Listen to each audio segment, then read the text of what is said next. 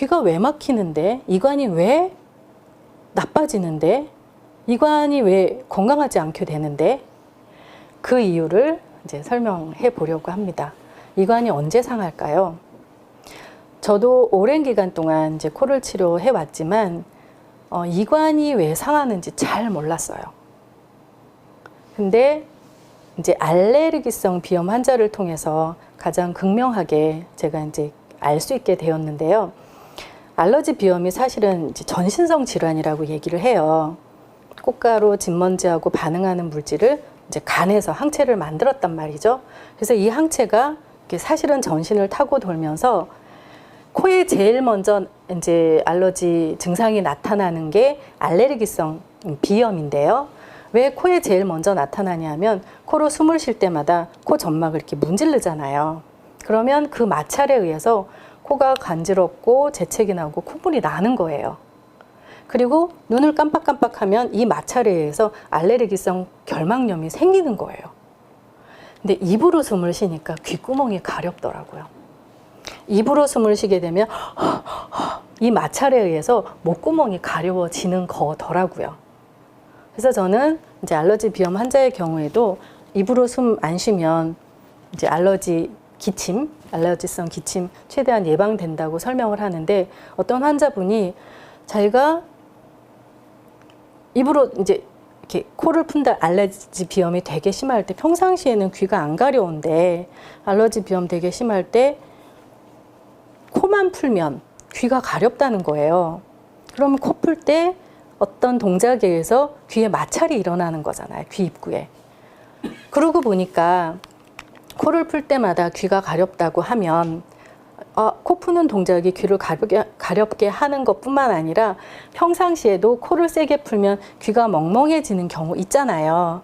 그러면 코 풀어낼 때 이 입을 통해서 이렇게 나오는 바람이 입천장을 통과하면서 코를 나오면서 이관 입구에 마찰이 일어나는 거예요. 그때 귀가 상하더라고요. 그리고 운동을 하고 나면 환자분들 중에 자기가 그전엔 괜찮았는데 골프를 치고 나면 귀가 멍멍하다는 거예요. 그래서 제가 이 사실을 알고 나서 골프 칠 때 당신이 뻘리고 쳐서 그렇다. 입을 꼭 다물고 하시라고 그랬더니 훨씬 귀 멍멍한 게 덜 하시다는 거죠. 그리고 음주한 다음날 최근에 오신 환자분인데요. 자기는 술만 먹고 나면 아침에 귀가 멍멍하대요. 그 다음날. 그래서 당신이 술 드신 날 엄청 입 벌리고 코를 많이 골아서 이관 입구에 마찰이 일어나서 귀가 멍멍해지는 거다. 술 드셔도 테이프 좀 붙이고 주무셔라.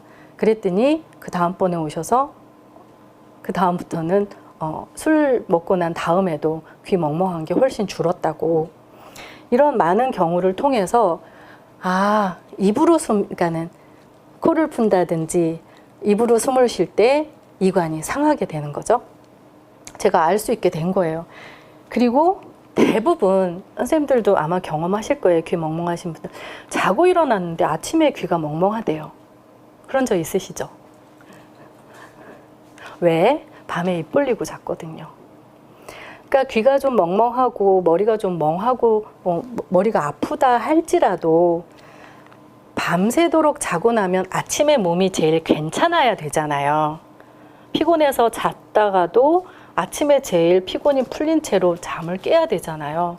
근데 대부분 귀 멍멍하신 분들은 자고 일어나서 아침에 멍멍함을 많이 느끼는 경우가 많아요. 왜? 밤에 입 벌리고 잤거든요. 그래서 저는 입으로 숨 쉬면 안 돼요 라고 설명을 하는데, 밤에 입술에 이렇게 테이프를 붙이고 밤새도록 입을 다물고 잘 수 있게 그렇게 환자를 지도를 해요.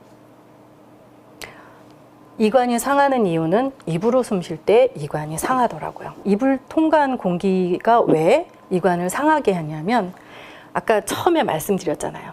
코를 통과하는 공기는 온도가 36.5도로 데워지고 85%로 가습이 되면서 입천장을 이렇게 지나가고 목구멍을 지나갈 때 이 공기는 이 호흡기 점막에 아무런 자극을 주지 않아요. 가장 안전한 공기인 거죠. 근데 입을 통과한 공기는 온도 조절도 안 되고 습도 조절도 안 된 거친 공기예요. 그래서 마치 선풍기 바람을 계속 쏘이면 피부 건조해지듯이 상하잖아요. 그것처럼 입을 통과하면서 입천장을 이렇게 끓는 이 공기는 이관 입구에 마찰을 일으켜서 이관 입구를 상하게 합니다.